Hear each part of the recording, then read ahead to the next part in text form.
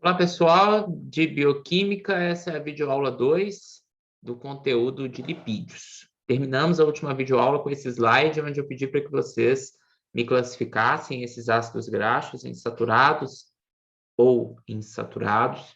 No caso dos insaturados, se são mono ou poli, e no caso dos insaturados, posição da ligação dupla em relação ao carbono alfa, que é o do ácido carboxílico, e no caso dos poliinsaturados, ligação dupla em relação ao carbono ômega. Então, a gente percebe que todos esses daqui, né, são saturados, porque eles não têm ligação dupla, e todos esses daqui que têm ligação dupla são insaturados, sendo o primeiro monoinsaturado, porque só tem uma, e esses dois aqui, poliinsaturados, tá?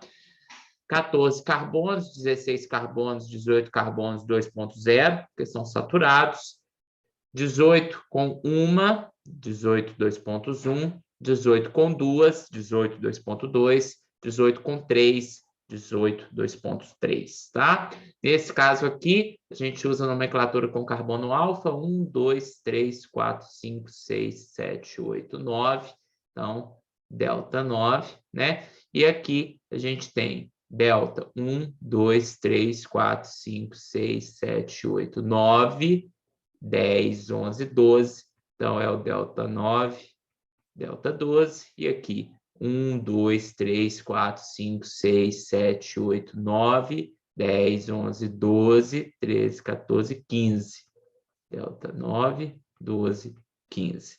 Considerando a nomenclatura do carbono ômega para os poliinsaturados, ômega 1, 2, 3, 4, 5, 6, ômega 6, e delta 1, ômega 1, 2, 3, ômega 3 para os poliinsaturados. Então, como eu disse anteriormente, a gente tem uma nomenclatura alternativa para os ácidos graxos poliinsaturados.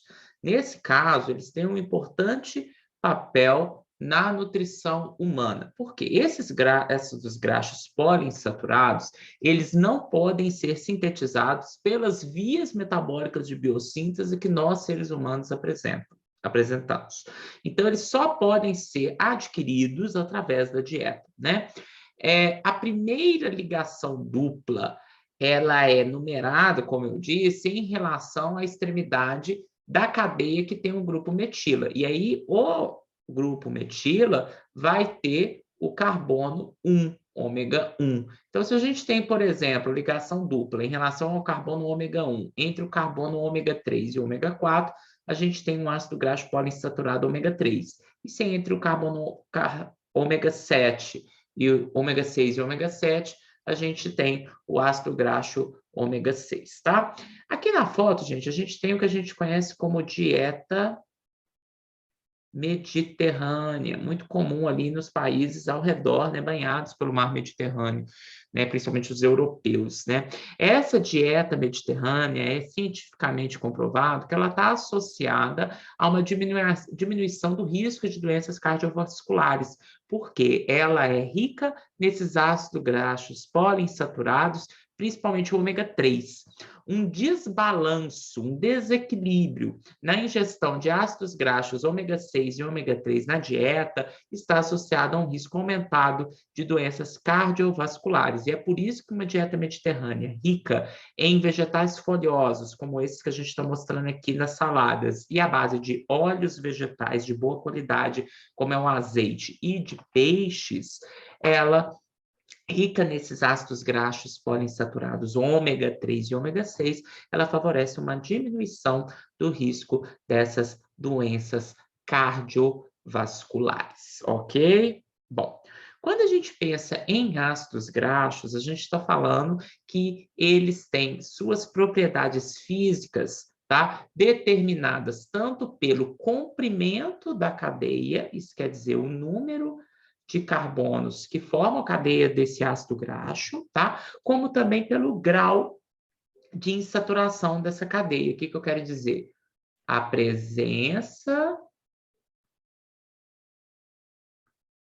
e o número de ligações duplas entre os seus carbonos. Bom, quando a gente pensa, portanto, na cadeia de um ácido graxo, a gente está pensando numa cadeia de carbonos ligados a hidrogênio, e geralmente essa cadeia hidrocarbônica, né, ela é muito apolar. E é por isso que os ácidos graxos, de maneira geral, como eu disse lá no início da aula de lipídio, e os ácidos graxos têm essa característica, eles têm uma baixa solubilidade em água. E, portanto, quanto maior o número de carbonos da cadeia, maior o número de interações hidrofóbicas que se estabelecem entre esses ácidos graxos e menor a sua solubilidade em água. Por outro lado, a gente sabe que devido à presença do grupo ácido carboxílico em todo o ácido graxo, que é o grupo COH, que quando ionizado em pH neutro na água vira a sua forma desprotonada CO-, a gente ainda tem uma pequena solubilidade dos ácidos graxos, principalmente nesses ácidos graxos curtos em água. Porque, como eu disse, aumentou a cadeia, diminui a solubilidade. Diminuiu a cadeia, aumenta a solubilidade, porque a força do ácido carboxílico fica maior do que da cadeia hidrocarbônica. Então, quando a gente pensa, então, nessas duas propriedades do ácido graxo, questão das suas propriedades físicas relacionadas à solubilidade e ponto de fusão, o que a gente acaba percebendo um padrão típico? Que quanto maior a cadeia, isso quer dizer, mais carbonos tem a cadeia, maior a insolubilidade em água e maior o ponto de fusão. Maior o ponto de fusão quer dizer o quê? Que eu tenho uma temperatura maior para que esse ácido graxo saia do estado sólido e vá para o estado líquido, tá? E quanto mais insaturações, quanto menos insaturações esse ácido graxo tem, tá? Presta bem atenção, menos, maior é a sua insolubilidade em água e maior é o seu ponto de fusão. E aí, por outro lado, quanto mais ligações duplas o ácido graxo tem, isso quer dizer, quanto maior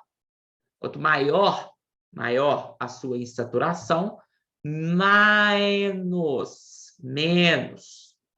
menos insolúvel em água ele é, e menor é o seu ponto de fusão. Então, se eu tenho um ácido graxo que é muito insaturado, ele tem menor insolubilidade em água e ele, por consequência, ele tem um ponto de fusão menor. O que isso representa na prática, Rafael? Quando a gente pensa na temperatura ambiente de 25 graus, dois ácidos graxos saturados de número de carbonos diferentes, eles vão ter uma consistência pastosa, porque eles têm poucas insaturações, ou melhor dizendo, se eles são saturados, eles não têm nenhuma insaturação, que não tem ligação dupla. Então, na temperatura ambiente, eles são pastosos, quer dizer, estado sólido.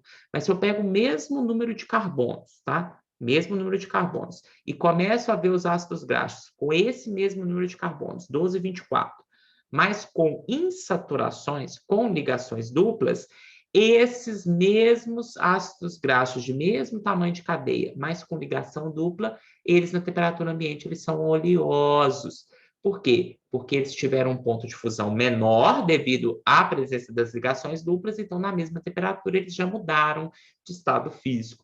Por isso que a grande maioria dos óleos, que são líquidos à temperatura ambiente, é formado por lipídios que têm ácido graxo insaturado, enquanto que as gorduras que na temperatura ambiente são solidificadas ou pastosas, são constituídas, em sua grande maioria, por lipídios que têm ácidos graxos saturados, muitas vezes ambos com o mesmo tamanho da cadeia. Então, para fechar, maior cadeia, maior insolubilidade em água, portanto, menos solúvel em água ele é, maior cadeia, maior ponto de fusão. Menor cadeia, maior solubilidade em água, e menos insolúvel ele é, menor cadeia, menor ponto de fusão. Quanto menos insaturações ele tem, quer dizer, quanto mais saturado ele é, mais insolúvel em água ele é, maior é o ponto de fusão. Quanto mais insaturações ele tem, menos insolúvel em água ele é, e o ponto de fusão é menor, tá? No próximo slide, a gente tem aqui alguns ácidos graxos importantes do ponto de vista biológico. Na primeira coluna, o símbolo, tá? Lembrando que aqui o N, gente, está representando o delta que eu coloquei na posição anterior e, portanto, aqui leiam esse N- como delta, tá? O nome comum do ácido graxo, o nome sistemático, de acordo com a nomenclatura química que eu não vou cobrar, a estrutura dele simplificada e o ponto de fusão, para que vocês possam ver que os saturados têm ponto de fusão maior do que os insaturados, conforme eu já havia relatado antes, tá?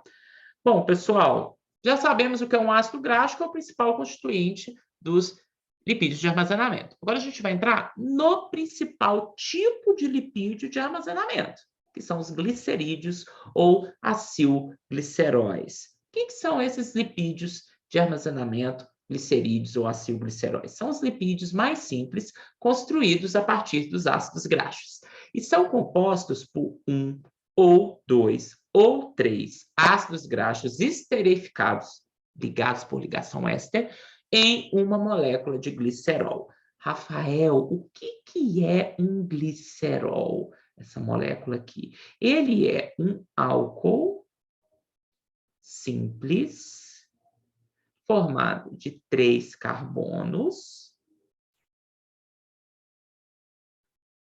que apresenta 3 grupos hidroxila, como vocês estão vendo. Álcool simples com 3 carbonos, com 1, 2, 3 hidroxilas. Esse é um glicerol, tá? Bom, portanto, se eu tenho um glicerol ligado por ligação éster a 1 ou 2 ou 3 ácidos graxos, eu tenho um glicerídeo. E aí, eu tenho glicerídeos simples, que são aqueles, né, que são formados pelo mesmo tipo de ácido graxo, 1, 2 ou 3, ou glicerídeos conhecidos como mistos, que são aqueles que têm 2 ou 3 ácidos graxos diferentes e que, portanto, são os mais comuns. Então, aqui a gente está vendo o glicerol e um ácido graxo monoacilglicerol, que tem apenas um ácido graxo ligado ao glicerol por uma ligação éster. Essa ligação aqui, tá, pessoal? Que vai ser produzida pela reação do ácido carboxílico do ácido graxo com a hidroxila do etanol, liberando uma água, gera a ligação éster, gera a esterificação e a ligação do ácido graxo ao glicerol. Podemos ligar 2 ácidos graxos ao glicerol e ter um diacilglicerol, ou 3 ácidos graxos ao glicerol, tendo um triacilglicerol ou triglicerídeo, que são os lipídios mais comuns dos óleos e das gorduras, podendo ser simples, quando os 3 ácidos graxos são iguais, ou podendo ser misto, quando tem ácidos graxos diferentes, tá? Como eu disse para vocês, dentro dos lipídios de armazenamento, o principal é os triglicerídeos ou triacilgliceróis. São os lipídios mais simples construídos a partir dos ácidos graxos. Obrigatoriamente, são compostos por 3 ácidos graxos esterificados às 3 hidroxilas de um glicerol por uma ligação éster, tá? Quando a gente vê a estrutura, então, glicerol ligado a 3 ácidos graxos, tá? Observando esse aqui, que é um glicerol, um triacilglicerol comum, né, em óleos, a gente percebe aqui o glicerol, que está marcado aqui em rosa, né? A gente tem aqui uma ligação éster, 2 ligação éster, 3 ligação éster, né? E os 3 ácidos graxos esterificados. Aí eu pergunto para vocês, esse triacilglicerol, ele é simples ou misto? Pausa. Voltou da pausa? Então, a gente percebe que como os ácidos graxos são diferentes, a gente percebe que eles são diferentes por quê, Rafael? Comprimento da cadeia é diferente, e temos um que é poliinsaturado e os outros dois são saturados. São diferentes. Então, esse aqui é um triacilglicerol misto. E aí a gente percebe que quando ocorreu a reação de esterificação para ligar os ácidos graxos no glicerol, as hidroxilas que eram polares do glicerol e as carboxilas polares dos ácidos graxos, que são os dois grupos polares do glicerol e do ácido graxo, elas acabam ficando envolvidas na ligação éster. Isso faz com que os trigliceróis, ou triacilgliceróis, sejam moléculas extremamente apolares, extremamente hidrofóbicas e extremamente insolúveis em água, e com densidade menor do que a da água. Por isso que quando a gente mistura, né, um pouco de óleo, que basicamente é constituído de triacilglicerol com água, mistura e deixa esse sistema em repouso, isso que a gente está vendo aqui na foto acaba acontecendo espontaneamente. O óleo e a água não se interagem, né? E o óleo acaba ficando numa camada superior à água, tá? Bom, Rafael, a gente já sabe o que são os triacilgliceróis, triglicerídeos, mas agora a gente quer saber as funções biológicas. Bom, primeira função biológica desses glicerídeos, né, são atuar como depósito de combustível metabólico, reserva de energia. Nos vertebrados, esses triacilgliceróis, principais tipos de glicerídeos, vão estar armazenados em células conhecidas como adipócitos. A gente está vendo aqui nessa imagem e aqui em uma micrografia de transmissão. Bom, quando a gente vê os adipócitos, a gente percebe que eles têm grandes gotículas de gordura no seu citoplasma, que é o que a gente está vendo aqui, tá, pessoal? Essas são as grandes gotículas de gordura, tá?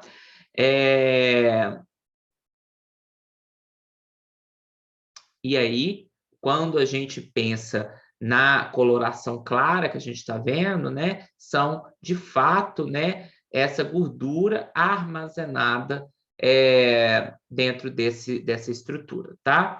Então, essas estruturas grandes são corpos proteicos que são rodeados por gordura, que a gente está vendo aqui em claro, tá? Então, presta bem atenção. Isso é um corpo proteico e tudo isso que a gente está vendo aqui claro no citoplasma que são as gotículas de gordura presentes em um adipócito, tá? Bom, pessoal, quando a gente pensa, então, nessas gotículas de gordura, tudo isso que a gente está vendo aqui, ó,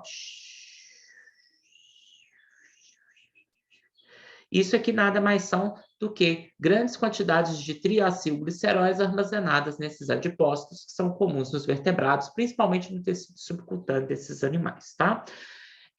No caso de algumas plantas conhecidas como oleaginosas, elas têm a capacidade, e recebem esse nome por isso, de armazenar óleos em suas sementes. Esses óleos que são armazenados em suas sementes vão fornecer energia e precursores biosintéticos durante a fase de germinação. Então, é como se você armazenasse triacilgliceróis na semente para que durante o processo de germinação eles fossem mobilizados, produzindo nesse embrião em germinação energia e precursores biosintéticos para a construção de várias biomoléculas nesse importante início de processo de germinação, tá? Tanto na semente da oleaginosa quanto nos adipócitos dos vertebrados, nós temos, portanto, enzimas conhecidas como lipases, que vão, de fato, hidrolisar esses triglicerídeos, liberando glicerol e ácidos graxos, importantes para as funções de fornecimento de energia e de precursores biosintéticos. Como algumas sementes oleaginosas importantes, a gente tem essa figura aqui. A gente tem as nozes, a castanha do Pará, o pistache, a castanha de caju e a amêndoa, que são sementes que armazenam grandes quantidades de triglicerídeos.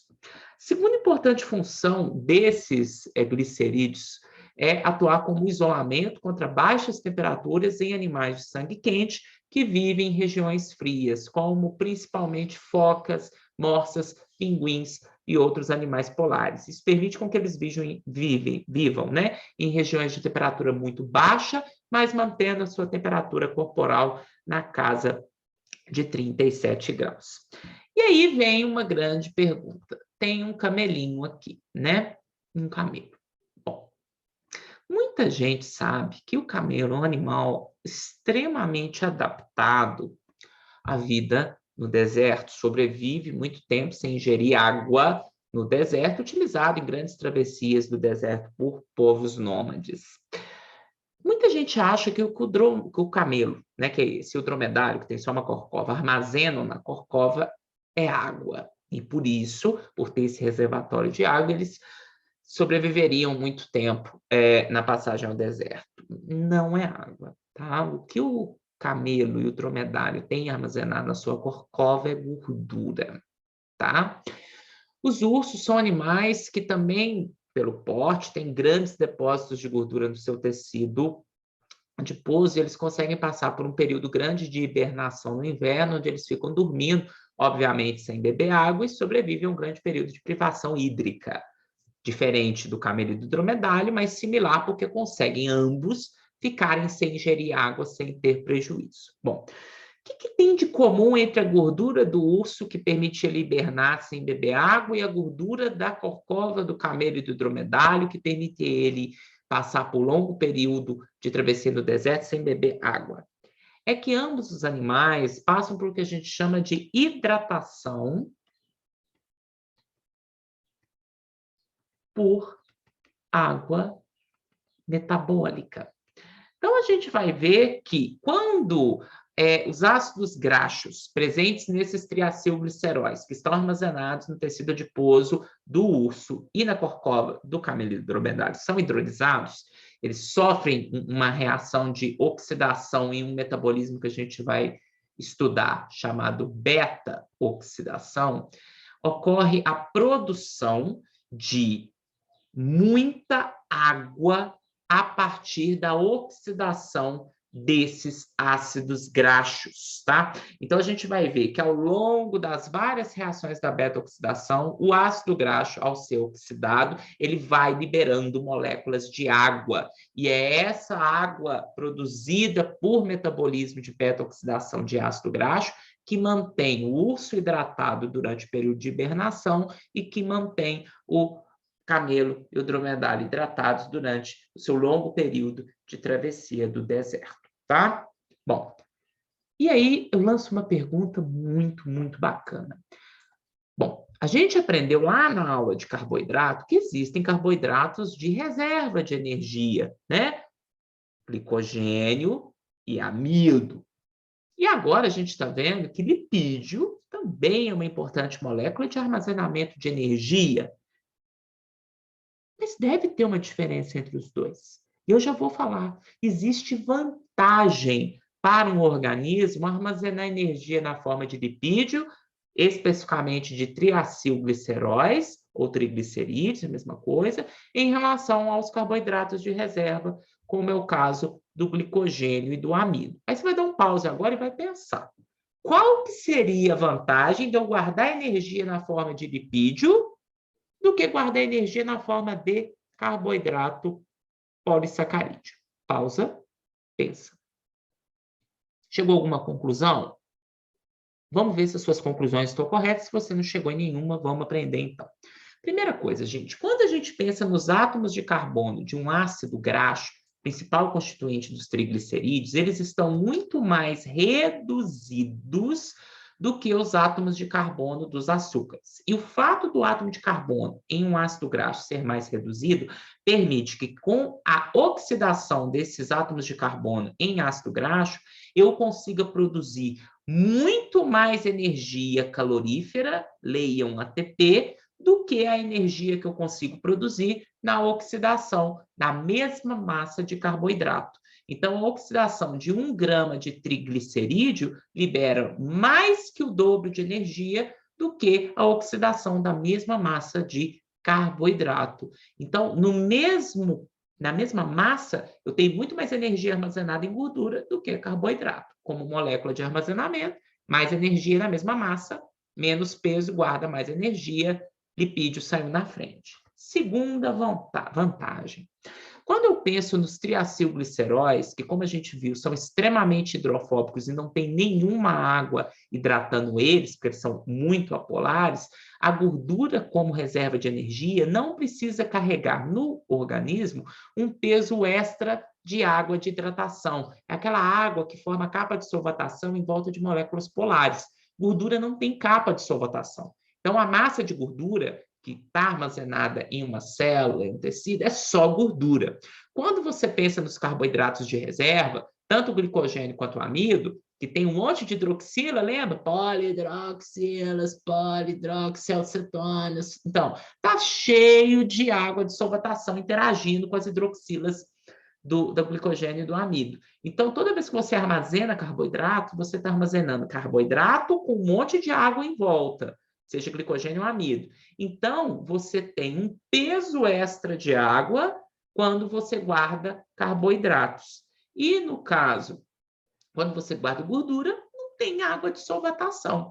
Então, graças a isso, a gordura, como reserva de energia, não carrega peso extra de água de hidratação, que sempre está associada a carboidratos polissacarídeos. Para vocês terem uma ideia, a gente tem quase 2 gramas de água por grama de polissacarídeo quando ele está armazenado em condições fisiológicas. Então, quando a gente coloca, né, polissacarídeo, glicogênio nos animais, amido nas plantas, contra triacilgliceróis, olha que legal que a gente vê. Então, quando a gente pensa em quilocalorias por grama de peso desidratado, olha aqui, triglicerídeo na frente é mais que o dobro do que a quantidade de energia por peso de carboidrato. Quando a gente pensa em água de solvatação por grama de peso da molécula que está armazenada, carboidrato, quase 3 gramas de água de solvatação por grama de carboidrato, lipídio zero. Quando você pega, então, energia por grama de peso hidratado, você acaba produzindo de 1 a 1,5 quilocaloria por carboidrato, considerando o peso de água, e continua com o mesmo rendimento para um triacilglicerol, porque ele não tem água nenhuma. Então, a energia estocada em quilocal por grama é muito alta em um triacilglicerol, por isso que é uma grande vantagem armazenar energia na forma de gordura do que na forma de carboidrato, e por isso as reservas de carboidrato em qualquer organismo são muito limitadas e liberam energia rapidamente. O grosso da reserva energética dos organismos é feito na forma de gordura, principalmente triglicerídeo, tá? Quando a gente pensa aqui em alguns tipos de produtos do nosso cotidiano, a gente acaba percebendo que a maioria das gorduras naturais são misturas complexas de triacilgliceróis simples e mistos com uma variedade de ácidos graxos que os constituem e que se diferem uns dos outros, esses ácidos graxos que constituem esses triglicerídeos, no seu comprimento de cadeia e no seu grau de insaturação. Então, a gente percebe, por exemplo, que azeite de oliva tem muito ácido graxo insaturado, com 16 a 18 carbonos, pouco ácido graxo saturado, de 16 a 18, e pouco ácido graxo saturado, de 4 a 14. Quando a gente vai para a manteiga sólida, a gente já percebe que essa proporção fica diferente. Aumenta-se os ácidos graxos de cadeia saturada entre 16 e 18 e também de 4 a 14 diminui a quantidade de ácidos graxos insaturados de 16 a 18. E quando a gente vai para a gordura bovina, aquela gordura amarelinha da picanha, né? Você está pensando na picanha, né? Então, essa gordura armazenada em carne bovina, ela já tem um alto teor de ácido graxo de cadeia saturada longa na constituição dos seus trigliceróis, pouca constituição de ácido graxo de cadeia curta, de 4 a 14, e uma boa relação, uma grande quantidade aí de insaturado de cadeia longa também, tá? E todos vocês já devem ter visto que margarina é sólida a temperatura ambiente, né? Você tira aquilo da geladeira e continua sólido ali na mesa, e já devem ter lido que as margarinas são de origem vegetal, gordura vegetal hidrogenada. Margarina, gente, para quem não sabe, é feita à base de óleo vegetal, a grande maioria a partir de óleo de soja. E aí, como que você transforma um óleo, que a gente viu que é rico em ácido graxo, rico nos seus triglicerídeos de óleo, em ácido graxo cadeia insaturada, que a gente viu que geralmente são líquidos a temperatura ambiente, em uma gordura pastosa a temperatura ambiente. Então, esse processo é conhecido como hidrogenação. Tá? O que é a hidrogenação? É uma reação que envolve a adição de hidrogênio, gás hidrogênio, em alta temperatura. Como eu disse para vocês, os óleos vegetais são ricos nos seus triglicerídeos em ácidos graxos de cadeia insaturada, poliinsaturados. Quando você pega esse tipo de material e adiciona hidrogênio, gás H2, em alta temperatura, a gente acaba transformando as ligações duplas entre os carbonos em ligações simples. Então, a gente transforma um ácido graxo poliinsaturado em um ácido graxo saturado. Você diminui a insaturação desse ácido graxo. E isso altera as propriedades físicas dele.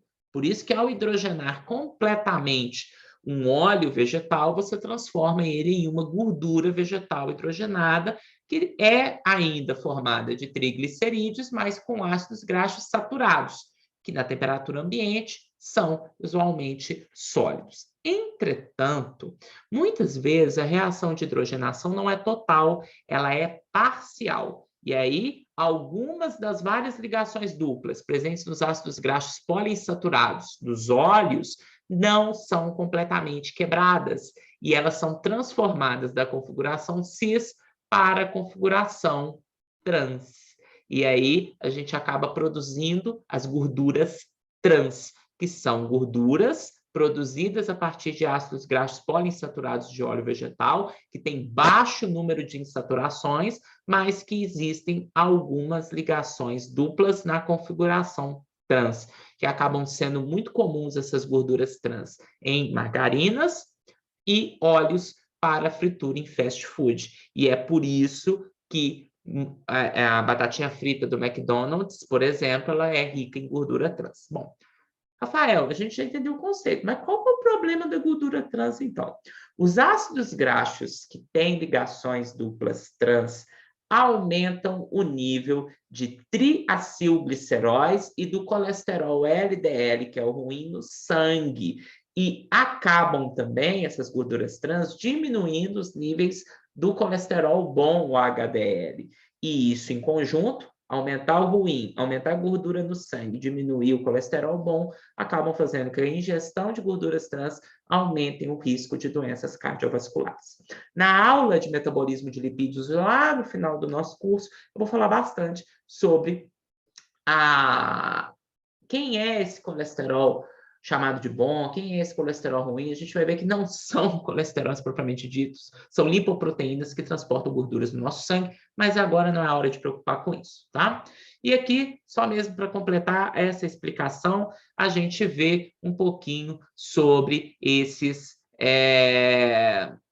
conteúdo de ácido graxo trans em vários tipos de alimento. A gente tem a quantidade de ácido graxo trans na primeira coluna em relação a uma porção típica do alimento e na porcentagem dos ácidos graxos totais. Vejam que alguns alimentos têm uma grande quantidade de ácidos graxos trans em relação a todos os ácidos graxos desse alimento. É o caso da nossa queridinha batatinha frita de fast food, num hambúrguer empanado, por exemplo, num nugget de frango, naquele salgadinho de milho comercial que começa com a letra C, né, que eu não vou falar aqui, e também em um sonho de padaria, que é um doce frito. Bom, ainda agora, mudando um pouquinho, né, saindo dos lipídios de armazenamento e entrando em lipídios com função de proteção, a gente vai falar um pouquinho sobre os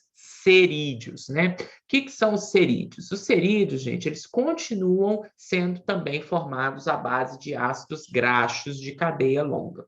Nesse caso, os ácidos graxos que formam cerídeos, eles têm de 12 até 36 carbonos e estão esterificados, isto é, ligados por ligação éster a algum tipo de álcool, mas não é um álcool igual ao glicerol. Então, aqui a gente já mostra a diferença entre os glicerídeos e os cerídeos. Lá nos glicerídeos, o álcool que os ácidos graxos estavam esterificados é esse aqui, ó, que era o glicerol. Aqui nos cerídeos, o álcool que o ácido graxo está esterificado não é o glicerol, que é um álcool de cadeia curta. Pelo contrário, nos cerídeos, os álcoois que os formam são de cadeia longa, apresentando de 16 até 30 carbonos. O fato dos cerídeos serem formados por um álcool de cadeia longa e por um ácido graxo esterificado a ele, também de cadeia longa, faz com que esse tipo de lipídio tenha pontos de fusão muito altos, entre 60 e 100 graus. Por isso que na temperatura ambiente a gente encontra as ceras no seu estado pastoso, sólido. E, óbvio, o ponto de fusão dos cerídeos é geralmente bem mais alto do que o dos trigliceróis. E aqui a gente tem o exemplo do ácido do lipídio triacantanoilpalmitato, que é o principal constituinte da cera de abelha. Veja, portanto, que ele tem um álcool de cadeia longa, né, que é o triacontanol, ligado por uma ligação éster a um ácido graxo, que é o ácido palmítico. Tá? Quais são as funções biológicas dos cerídeos? Eles são reserva do combustível de plâncton. Para quem não sabe, plâncton são um conjunto de micro-organismos de vida livre, que é a base da cadeia alimentar dos ambientes aquáticos, principalmente do marinho. Os cerídeos atuam na proteção dos pelos e da pele de mamíferos, mantendo os pelos flexíveis, lubrificados e impermeáveis. Também são importantes esses cerídeos na manutenção da impermeabilidade das penas de ave, é o tipo de lipídio mais produzido por uma glândula próxima à cauda das aves, que é a glândula uropígena ou uropigial. Também os cerídeos atuam na impermeabilização de folhas de plantas comuns no ambiente tropical, o que acaba impedindo a evaporação excessiva de água e a proteção contra a herbivoria. E, por último, os cerídeos têm uma aplicação industrial muito importante na manufaturação de loções, pomadas e polidores, como a cera automotiva, tá? Na próxima videoaula do conteúdo de lipídio, a gente fala de mais uma categoria, que são os lipídios estruturais de membrana. Não deixem de continuar acompanhando o conteúdo de lipídios. Até lá!